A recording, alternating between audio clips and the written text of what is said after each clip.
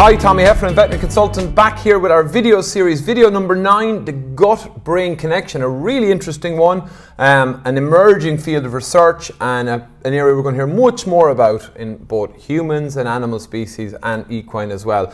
This video series is being brilliant at the basics around the equine gut, the gut microbiome. It's brought to you by Precision Microbes. Our hashtag is just try it. Go to our website www.precisionmicrobes.com and just listen to what people are saying about our equine complementary feed. Okay, the gut-brain connection. So this is an emerging area of interest, okay? And there's a lot we don't know, and some things we do. So I think it's relevant when we talk about gut health, because instinctively people will have had a gut feeling, butterflies in our belly, gut instinct, or go with your gut. So we know there's a link between the brain and the gut. There's a lot of research in the human side on this area.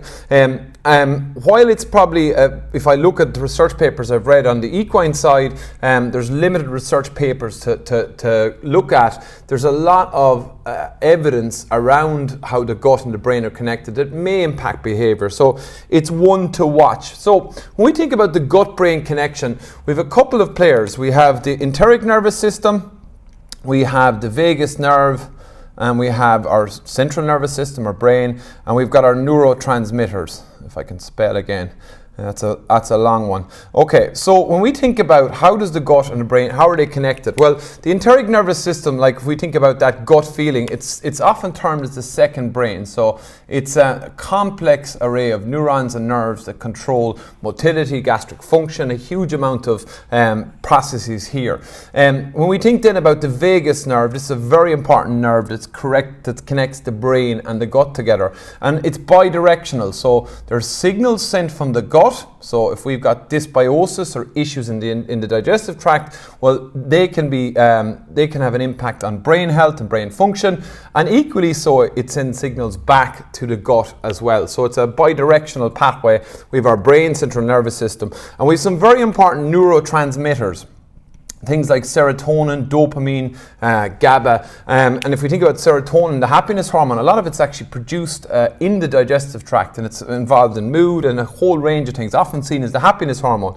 Again, I'm gleaming off a lot of the human research here, but it is relevant across all species.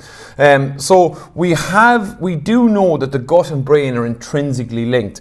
A lot of work currently has been done on the human field, but they're also using, if I was bad at drawing equines, I'm even worse at drawing mice, terrible mice. A lot of work is done on mice, and this is important because it allows researchers to look at the functionality. So when I was reading research papers on this is what I was looking at from a functionality point of view. And what they've done is they take these notobiotic mice, and these are important because they're giving us an indication about what's happening. So basically mice that are born with a sterile digestive system, and they can put gut microbiota, they can transplant microbiota to them. They can also monitor their neural development without a microbiome and looking at brain function. And there's significant differences in brain function when we don't have microbes in these notobiotic mice. Also, what's really interesting with these notobiotic mice is that when you actually put in the microbiota of people suffering from depression or other things, there's research looking at actually the mouse adopts the phenotype or the behavior. So that is potentially showing us the power of the microbes, lack of microbes, and the actual impact of microbes when you have a sterile gut. So a lot of research is done in that area, but we know that there's a connection between brain health and gut health. I suppose my own experience as well, we've been working with a couple of yards and observational evidence, picking out horses that have ongoing maybe behavioural issues, and we've been doing some trial work there, and it's been really positive. But again, it's a hard one to clinically define. We've seen the clinical differences, but defining it is important. But we do know that when we have a subject I've talked about a lot, when we have an unhappy hindgut or digestive system, dysbiosis, that narrowing in range of microbes, the gut barrier functioning being declined, well, there's evidence across species that this is going to have a negative impact on the gut, particularly when we look at the neurotransmitters that are produced, the metabolites that are produced, are going to have an impact potentially on behavior.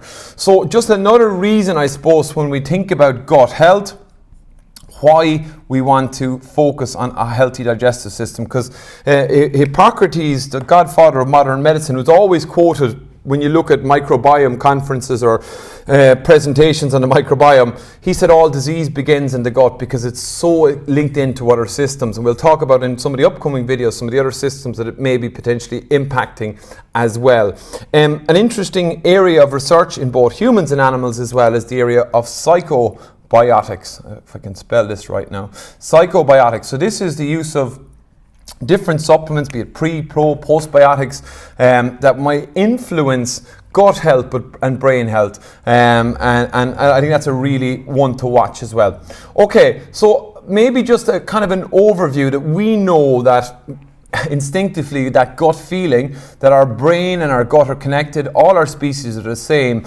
We know that there's a complex network of pathways we must understand. A lot of the research has been done on the notobiotic mice. There's some human research. There's ongoing research needed. But we know that a dysbiotic digestive system will lead to more low-grade inflammation, reduction of the microbial communities there, and that has to have a negative impact from what we know scientifically and biologically happens in the gut, and it's linked to the brain. So it is one to watch. That's video 9. And video 10 is antibiotics and its effect on the gut microbiome. So that's another one that's of interest and relevance as well. So these videos are brought to you by Precision Microbes. Go to our website, www.precisionmicrobes.com. Listen to what people are saying about our equine complementary feed. The hashtag for this video series is just try it. Thank you for listening. I would recommend it to anybody that has horses that doesn't even have to be backward horses, anything, like I said, but definitely would recommend it to people to try it.